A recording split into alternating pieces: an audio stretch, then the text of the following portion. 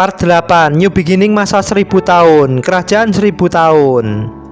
Setelah genap ketujuh cawan malapetaka itu ditumpahkan ke atas bumi, dan juga setelah lewat pukul 5 petang, Wahyu 16 ayat 20, dan semua pulau hilang lenyap dan tidak ditemukan lagi gunung-gunung.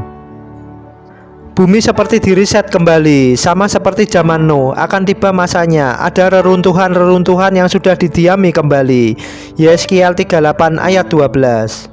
Tuhan memusnahkan kota-kota yang tidak mengenal Allah. Dan setelah lewat pukul 5 petang, maka pada awal masa ini tidak usah lagi orang mengajar sesamanya atau mengajar saudaranya dengan mengatakan, "Kenalah Tuhan," sebab mereka semua, besar kecil, akan mengenal Aku. Demikianlah firman Tuhan. Yeremia 31 ayat 34 dan Ibrani 8 ayat 11.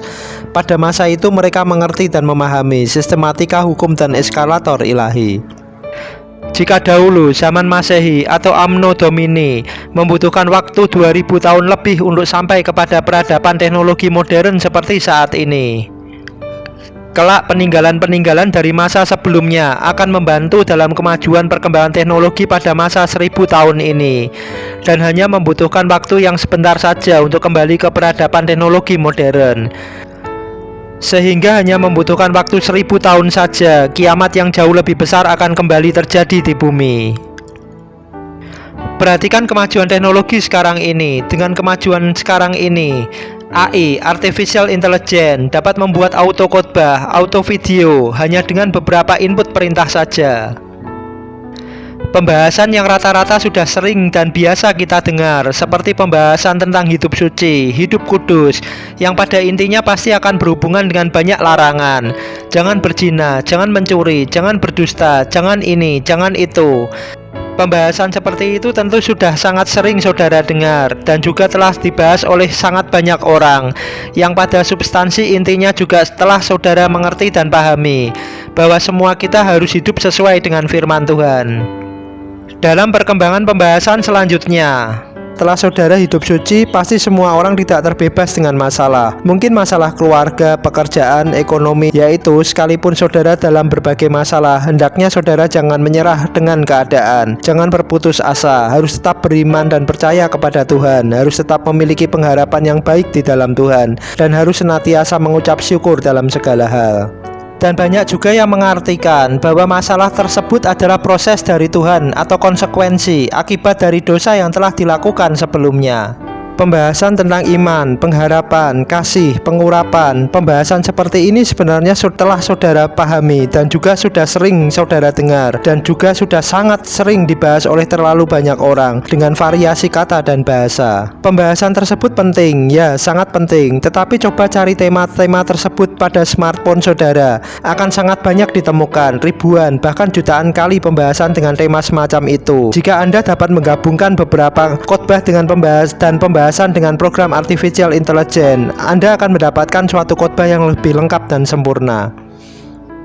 Perhatikan pengertian berikut. Di tengah-tengah banyaknya informasi yang ada, kenalilah informasi yang penting yang dari Tuhan Allah semesta alam. Informasi ini sangat penting dan dijelaskan juga dengan hati-hati, pasal demi pasal dan ayat demi ayat, yang dirangkai dengan berurutan dan sistematis. Pertama, jika di dunia ini banyak hal yang baru, bukankah Tuhan pasti juga akan memberikan sesuatu yang baru bagi anak-anaknya? 1 Korintus 3 ayat 16. Kedua, pemberitahuan tentang penghakiman hari ke-8 belum pernah dibahas oleh siapapun. Bahkan Artificial Intelligence tidak dapat membuat dan membahasnya. Dan alur ini dapat mengurai banyak hal yang belum terungkap dalam kitab suci, dan secara ilmu pengetahuan juga sesuai dan dapat dipakai untuk menghitung berapa umur bumi saat ini dan sisa umur bumi nantinya.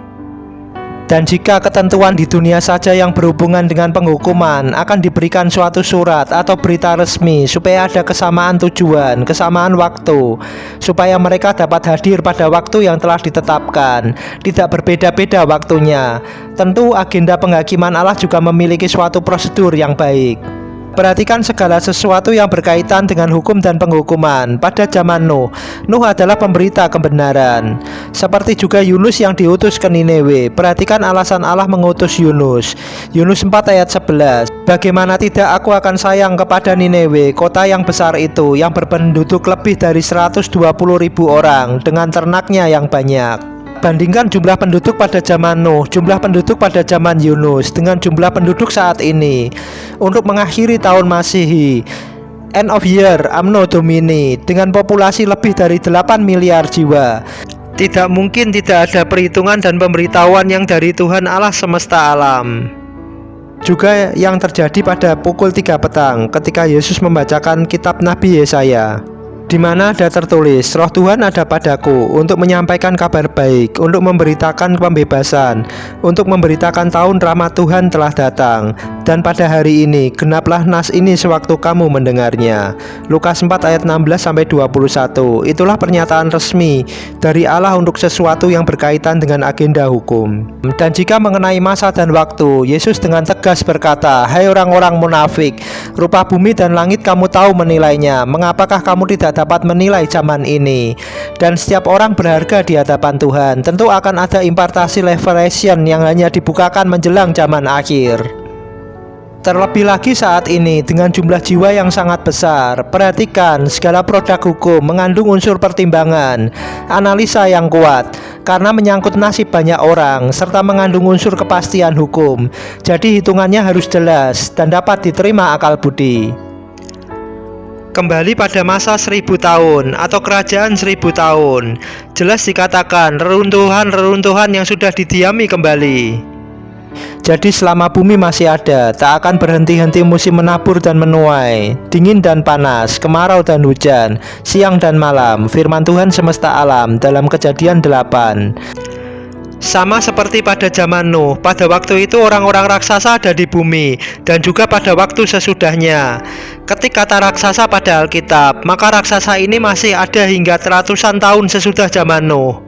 Dalam Bilangan 13 ayat 33, kami melihat di sana orang-orang raksasa, orang enak yang berasal dari orang-orang raksasa, dan kami lihat diri kami seperti belalang, dan demikian juga mereka terhadap kami. Sampai pada zaman Daud, ada beberapa orang yang termasuk keturunan raksasa yang tewas oleh tangan Daud dan oleh tangan orang-orangnya. Jadi, setelah terjadi pemusnahan massal dan besar itu, masih ada sebagian kecil orang yang kebetulan terluput. Mereka inilah yang kemudian bertambah banyak. Sejarah akan berulang. Mereka ini akan ada yang menjadi bagian dari kota kudus. Dan terdapat juga mereka yang akan disesatkan pada puncak pukul 6 malam untuk berperang melawan kota kudus. Inilah rangkaian Wahyu 20 ayat 1-15 dengan perikop kerajaan 1000 tahun. Wahyu 20 ayat 1-3. Ada seorang malaikat turun dari surga memegang anak kunci jurang maut dan suatu rantai besar di tangannya. Ia menangkap naga, si ular tua itu, yaitu iblis dan Satan, dan ia mengikatnya 1000 tahun lamanya. Lalu melemparkannya ke dalam jurang maut dan menutup jurang maut itu dan memperteraikannya di atasnya, supaya ia jangan lagi menyesatkan bangsa-bangsa sebelum berakhir masa 1000 tahun itu. Kemudian daripada itu ia akan dilepaskan untuk sedikit waktu lamanya. Wahyu 20 ayat 4. Lalu aku melihat tahta-tahta dan orang-orang yang duduk di atasnya. Kepada mereka diserahkan kuasa untuk menghakimi. Aku juga melihat jiwa-jiwa mereka yang telah dipenggal kepalanya karena kesaksian tentang Yesus dan karena firman Allah, yang tidak menyembah binatang itu dan patungnya, dan yang juga tidak menerima tanda pada dahi dan tangan mereka. Dan mereka hidup kembali dan memerintah sebagai raja bersama-sama dengan Kristus untuk masa 1000 tahun. Wahyu 20 ayat 5. Tetapi orang-orang mati yang lain tidak bangkit sebelum berakhir masa 1000 tahun itu. Inilah kebangkitan pertama. Sekali lagi, ada orang-orang mati yang lain tidak bangkit sebelum berakhir masa 1000 tahun itu. Mereka inilah yang tidak menerima karunia sulung roh, atau mereka yang dilahirkan dan hidup dan mati pada masa kerajaan 1000 tahun ini akan dihakimi pada puncak pukul 6 malam pada penghakiman terakhir. Dan penghakiman ini sangat sukar untuk dilewati. Perikop dalam Matius 25 ayat 1-46, penghakiman terakhir. Lalu semua bangsa akan dikumpulkan di hadapannya, dan ia akan memisahkan mereka seorang daripada seorang, sama seperti gembala memisahkan domba dari kambing. Dan kambing masuk ke tempat siksaan yang kekal, tetapi orang benar ke dalam hidup yang kekal. Wahyu 20 ayat 6. Bahagia dan kuduslah ia yang mendapat bagian dalam kebangkitan pertama itu. Kematian yang kedua tidak berkuasa lagi atas mereka, tetapi mereka akan menjadi imam-imam Allah dan Kristus, dan mereka akan memerintah sebagai raja bersama-sama dengan Dia 1000 tahun lamanya. Wahyu 20 ayat 7. Dan setelah masa 1000 tahun itu berakhir, iblis akan dilepaskan dari penjaranya. Puncak pukul 6 malam, ketika iblis dilepaskan dari penjaranya, ia akan pergi menyesatkan bangsa-bangsa pada 4 penjuru bumi, yaitu Gog dan Magog, dan mengumpulkan mereka untuk berperang, dan jumlah mereka sama dengan banyaknya pasir di laut. Perhatikan link atau penghubung pada Wahyu 20 ayat 8 yang merupakan penjelasan dari Gog dan Magog padalah Yeskiel 38 ayat 2. Hai anak manusia, tunjukkanlah mukamu kepada Gog di tanah Magog, yaitu Raja Agung negeri Mesek dan Tubal, dan bernubuatlah melawan dia. Dan Yeskiel hidup pada zaman Raja Yoyakin pada saat pembuangan ke Babel, kira-kira pukul 2 siang. Yeskiel 1 ayat 1-3. Siapakah Gog dan Magog ini? Dalam Kejadian 10 ayat 1 dan 2 disebutkan, setelah air bah itu, lahirlah anak-anak lelaki bagi mereka. Keturunan Yafet ialah Gomer, Magog, Madai, Yawan, Tubal, Mesek, dan Tiras, yang merupakan asal dari Gog di tanah Magog, yaitu Raja Agung negeri Mesek dan Tubal. Mereka adalah keturunan ketiga dari Nuh, cikal bakal penduduk bumi, dari keturunan Yafet. Dan dari judul dan perikop dari Kejadian pasal 10 tersebut adalah daftar bangsa-bangsa keturunan Sem, Ham, dan Yafet. Jadi kejadian tersebut juga telah terjadi pada saat menjelang dan puncak pukul 2 siang, ketika bangsa-bangsa lain yang mengepung dan menghambat proses pembangunan kembali bait suci yang kedua. Sekalipun banyak juga yang mengartikan Gog dan Magog terjadi kembali menjelang dan puncak pukul 5 petang, karena bagaimanapun cucu-cucu Nuh adalah cikal bakal terbentuknya bangsa-bangsa sekarang ini. Dan menjelang puncak pukul 5 akan terjadi bangsa bangkit melawan bangsa, kerajaan melawan kerajaan. Matius 24 ayat 7, Markus 13 ayat 8, dan Lukas 21 ayat 10-11.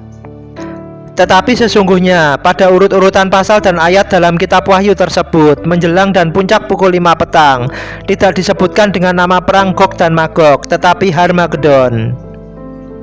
Dan perang Gog dan Magog disebutkan sebagai puncak pukul 6 malam, yang tertulis pada Wahyu 20 ayat 7 dan 8. Dan setelah masa 1000 tahun itu berakhir, iblis akan dilepaskan dari penjaranya, dan ia akan pergi menyesatkan bangsa-bangsa pada keempat penjuru bumi, yaitu Gog dan Magog, dan mengumpulkan mereka untuk berperang, dan jumlah mereka sama dengan banyaknya pasir di laut. Jelas sekali disebutkan setelah masa 1000 tahun itu berakhir. Jadi hal ini terjadi setelah terjadinya Harmagedon, bahkan terjadi pada masa penghujung masa dari kerajaan 1000 tahun. Harmagedon itu sama seperti yang tertulis dalam Daniel 2 ayat 45, bahwa tanpa perbuatan tangan manusia, sebuah batu terungkit lepas dari gunung dan meremukkan patung besi, tembaga, tanah liat, perak, dan emas itu. Inilah rangkaian puncak dari pemusnahan itu. Setelah adanya batu besar yang bernama Absinthus yang menghancurkan sepertiga dari bumi, dan setelah gempa bumi yang dahsyat dan bencana dahsyat lainnya, semua itu menghancurkan struktur bangsa-bangsa dan merubah struktur bumi. Tidak ada lagi bangsa-bangsa seperti yang kita kenal seperti saat ini. Perhatikan dalam Wahyu 16 ayat 20, dan semua pulau hilang lenyap dan tidak ditemukan lagi gunung-gunung. Ini yang terjadi ketika ketujuh cawan murka Allah ditumpahkan ke atas bumi, karena bumi sedang diriset kembali.